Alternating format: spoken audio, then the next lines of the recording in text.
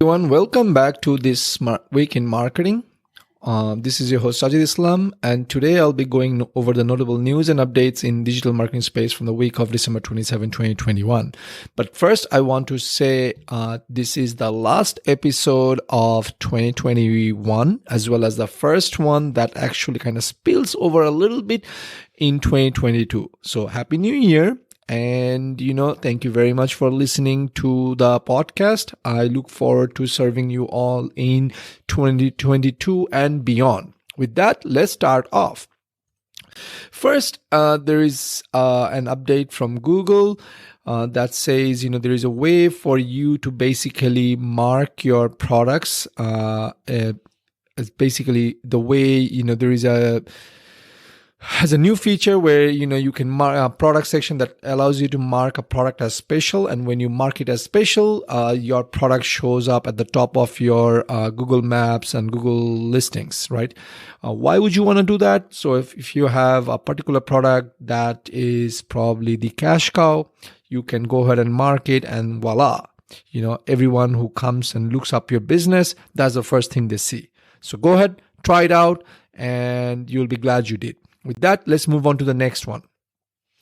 So someone on the internet asked Google's John Mueller. Again, if you do not know who John Mueller is, Google's John Mueller is basically their point guy to answer any SEO questions on behalf of Google, and asked him, hey, I have this very large HTML file. Again, HTML file is what gets, rendered on your browser page. So if I have if you go to my website, there is a page that's coded in HTML, and then obviously you, the end user, do not have to actually know about HTML because the browser takes the HTML, the hypertext markup language, which is what it means. It takes it up, translates it, and then puts it in a very nice, user-friendly way to display the information to you.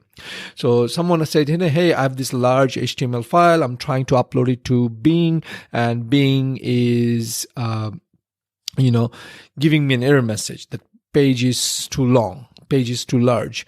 Does Google have a page limit? So John Mueller said, you know what? Yes, there is a limit. However, you should not have to worry about it because, I've tested it up to hundreds of megabytes, large sizes of HTML pages in Google for SEO-wise crawling, and, it works just fine. So chances are most of you would not have run into that limit, so don't worry about it. But of course, be worried about other things, like if you have a large HTML file, say 100 MB, someone is trying to render it, obviously it's going to take a long time to render because their browser has to download all these files and then kind of be able to show it to you, and obviously you are going to get dinged in other areas like page speed and web vital metrics and things like that.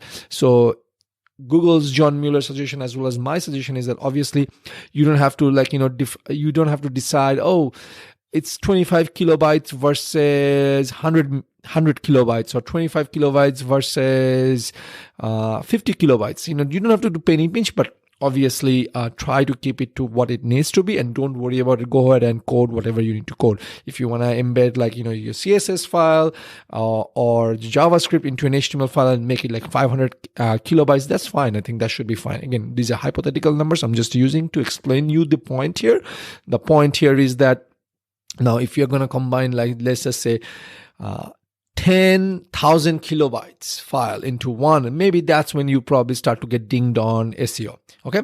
With that, let's move on to the next update, which is again on SEO topic, where someone again asked Google John Mueller, hey, I see there are three different types of link attributes. One is Nofollow, UGC, which is user generated content, or sponsored link attributes, and Google supports all the three attributes.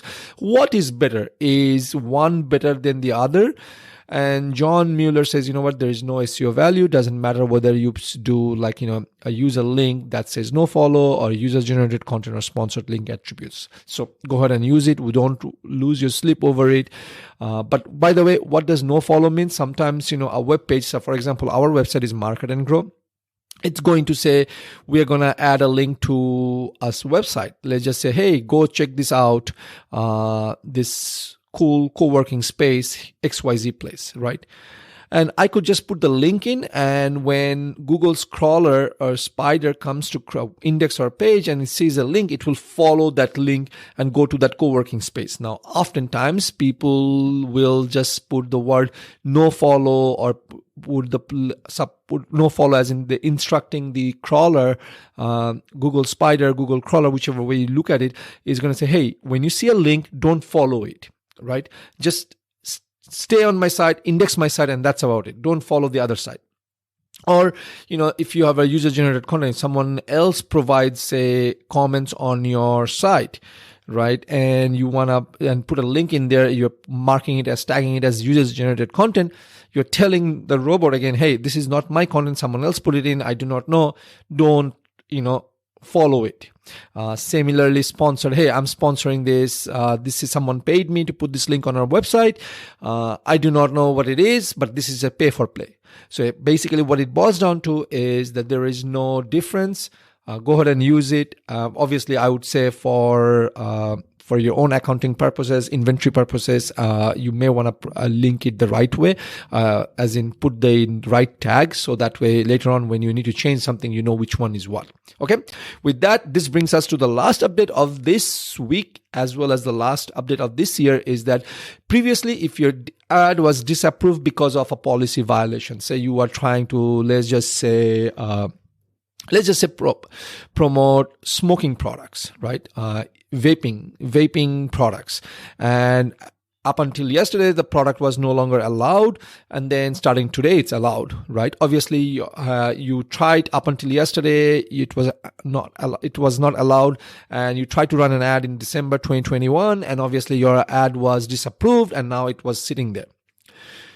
Come January, today's January 1st, and you go in and you say, this is approved. Google will actually automatically go and update that ad that was previously disapproved as limited eligible, with limited eligibility and policy past violation. What that signals is that now the ad, now because there's a change in policy, you are eligible to reactivate this ad. Google will not reactivate this ad for you by automatically. The only reason being is that Google doesn't want you to be shocked. Right, it's a double-edged sword. They automatically enable you. You're not accounting for it, and suddenly all your dollar ad spend has been used up on this new ad group or ad that you didn't account for. So Google basically updates that in the Google dashboard, it's eligible, limited, policy, past violation. And what that's basically signal is that now you're eligible to run this ad again. The policy has changed, and Google will allow you to run it if you submit it for approval. With that, folks, that's it for this week in marketing. Now you know everything you need to know. This was a small, short week. Not many things happening in the world of marketing, but these were the only few updates I thought I should bring it over to you. And I will obviously connect with you all for one last time, and see you all in 2022. Take care. Bye-bye. Thank you for tuning in this week. It was a pleasure to serve you all. Hit the subscribe button so that you remember to sign on next week. Same place, same time for another round of This Week in Marketing.